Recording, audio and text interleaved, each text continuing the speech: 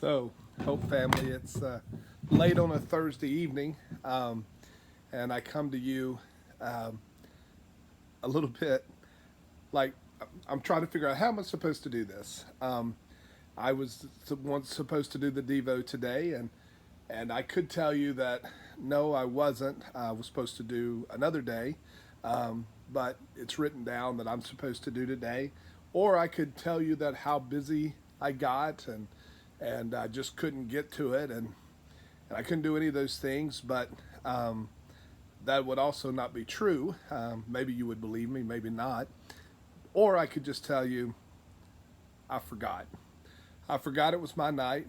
Um, and I think it's because of frankly some of the things that people have been expressing here in as we go through this quarantine that every day seems like every other day, um, and it doesn't seem like there's any real difference between one day and the next. They all kind of run together, and I feel that a little bit. I think that's one of the um, greatest distinctions, one of the greatest things about having a regular kind of work life rhythm. There were certain things that were done on certain days, and you kind of marked the passing of the week by that, but didn't do any of that.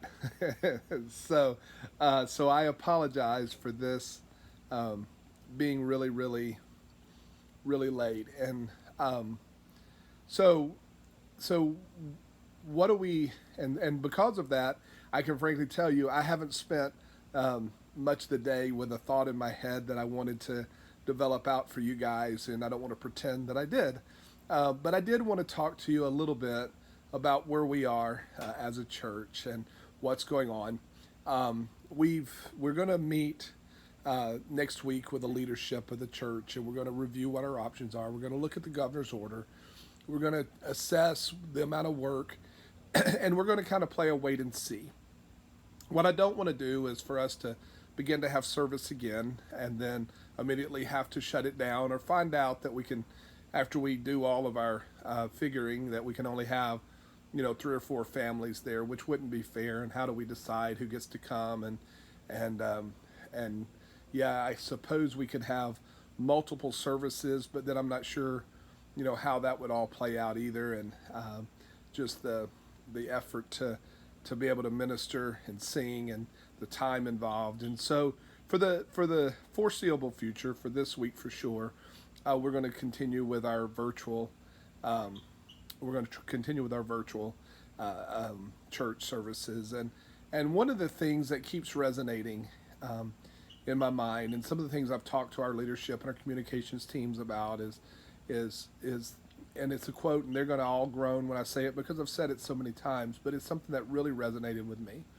We can't do all the good the world needs right now, but the world needs all the good we can do. And so what I'm asking you as a body to do is look around and see what good you can do. Maybe it's a phone call, maybe it's a text, maybe it's a dropping a card in the mail or a simple thank you.